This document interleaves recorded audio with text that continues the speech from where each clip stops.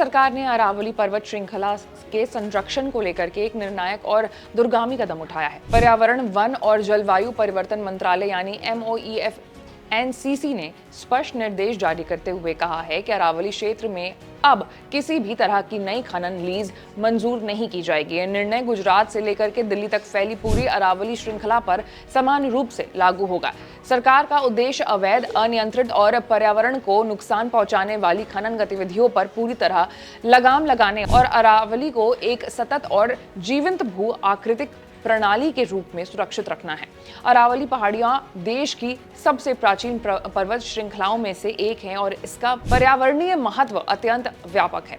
ये पहाड़ियां दिल्ली, NCR और आसपास के क्षेत्रों की वायु गुणवत्ता सुधारने, थार रेगिस्तान के विस्तार को रोकने, भूजल स्तर को रिचार्ज करने और समृद्ध जैव विविधता को बनाए रखने में अहम भूमिका निभाती है। बीते साल में बढ़ते खनन और अतिक्रमण के कारण अरावली की प्राकृतिक संरचना को गंभीर क्षति पहुंची है। ऐसे में केंद्र सरकार का ये जो फैसला है वो लंबे समय से उठ रही पर्यावरणीय चिंताओं को संबोधित करता है और पहाड़ियों की दीर्घकालीन सुरक्षा के प्रति उनकी प्रतिबद्धता को दर्शाता है।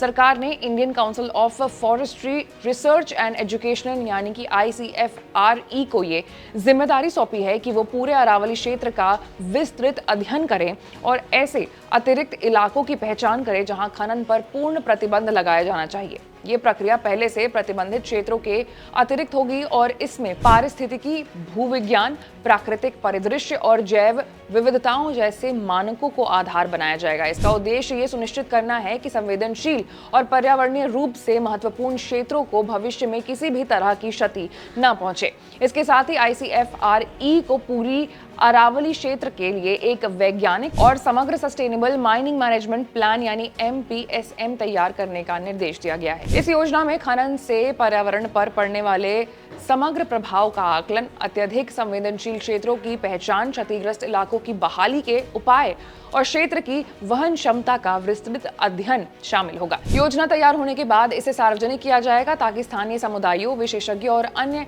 हितधारकों से सुझाव प्राप्त किए जा सके। इससे निर्णय प्रक्रिया अधिक पारदर्शी और सहभागी बन सकेगी। जो खदानें पहले से संचालित हो रही हैं, उनके लिए केंद्र ने राज्य सरकार को सख्त निर्देश दिए हैं कि सभी पर्यावरणीय नियमों और सुप्रीम कोर्ट के आदेशों का कड़ाई से पालन सुनिश्चित कराए।